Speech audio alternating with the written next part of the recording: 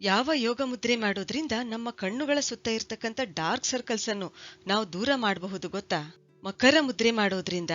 ಮಕರ ಮುದ್ರೆ ಹೇಗ್ ಮಾಡ್ಬೇಕಂದ್ರೆ, ಎಡಗೈಯ ಕೆಳಗೆ ಬಲಗೈಯನ್ನ ಇಡಬೇಕು. ಬಲಗೈಯ ಅಗ್ನಿ ತತ್ವದ ಹೆಬ್ಬೆರಳಿನಿಂದ ಎಡಗೈ ಅಂಗೈ ಮಧ್ಯದಲ್ಲಿ ಪ್ರೆಸ್ ಮಾಡಬೇಕು.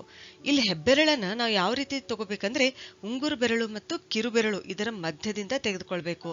ಆಮೇಲೆ ಮೇಲೆ ಇರ್ತಕ್ಕಂಥ ಕೈಯಲ್ಲಿ ಪೃಥ್ವಿ ಮುದ್ರೆ ಮಾಡಬೇಕು. ಅಂದರೆ ಹೆಬ್ಬೆರಳು ತುದಿ ಮತ್ತು ಉಂಗುರು ಬೆರಳು ತುದಿ ಇವುಗಳನ್ನ ಜೋಡಿಸ್ಬೇಕು. ಇದೇನಂತಂದ್ರೆ ಮಕರ ಮುದ್ರೆ ಆಗುತ್ತೆ. ಈ ಮುದ್ರೆಯನ್ನು ನಾವು ಬಲಗೈ ಮೇಲಿಟ್ಟು ಮತ್ತೆ ಸೇಮ್ ಪ್ರೊಸೆಸ್ ರಿಪೀಟ್ ಮಾಡಬೇಕು.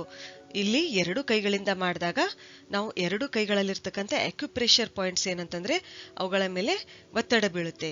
ಇದೇನಂತಂದ್ರೆ ಈ ಕೈಯಿಂದ ಕೂಡ ನಾವು ಮಕರ ಮುದ್ರೆಯನ್ನ ಮಾಡಬೇಕು. ಈ ಮುದ್ರೆಯನ್ನು 5 ರಿಂದ 10 ನಿಮಿಷ ದಿನಕ್ಕೆ 3 ಸಲ ಮಾಡಬೇಕು. ದೀರ್ಘವಾಗಿ ಉಸಿರಾಡುತ್ತಾ ಮಾಡಬೇಕು.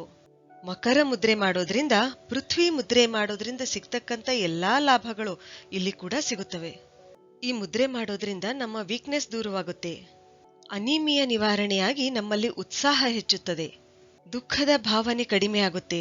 ಖಿನ್ನತೆ ನಿವಾರಣೆಯಾಗಿ ಆತ್ಮಸ್ಥೈರ್ಯ ಹೆಚ್ಚುತ್ತದೆ. ಈ ಮುದ್ರೆ ಎಷ್ಟೊಂದು ಅದ್ಭುತ ಅಂದ್ರೆ, ಈ ಮುದ್ರೆ ಮಾಡೋದ್ರಿಂದ ನಮ್ಮ ಕಣ್ಣುಗಳ ಸುತ್ತ ಉಂಟಾಗಿರ್ತಕ್ಕಂಥ ಡಾರ್ಕ್ ಸರ್ಕಲ್ಸ್ ದೂರವಾಗುತ್ತವೆ. ಈ ಮುದ್ರೆಯಲ್ಲಿ ನಮ್ಮ ಅಂಗೈಯಲ್ಲಿರ್ತಕ್ಕಂಥ ಕಿಡ್ನಿಯ ಅಕ್ಯುಪ್ರೆಷರ್ ಪಾಯಿಂಟ್ ಮೇಲೆ ಒತ್ತಡ ಬೀಳೋದ್ರಿಂದ ನಮ್ಮ ಕಿಡ್ನಿ ಮೂತ್ರಜನಕಾಂಗದ ಸಮಸ್ಯೆಗಳು ಶಮನಗೊಳ್ಳುತ್ತವೆ. ಅಷ್ಟೇ ಅಲ್ಲ, ಈ ಮುದ್ರೆ ಮಾಡೋದ್ರಿಂದ ಮೂತ್ರ ರೋಗಗಳು ಉಂಟಾಗೋದಿಲ್ಲ. ಸರಿ, ಹಾಗಾದ್ರೆ ಮುಂದಿನ ವಿಡಿಯೋದಲ್ಲಿ ಮತ್ತೊಂದು ಉಪಯುಕ್ತವಾದ ಮಾಹಿತಿಯೊಂದಿಗೆ ಭೇಟಿಯಾಗೋಣ. ಧನ್ಯವಾದಗಳು.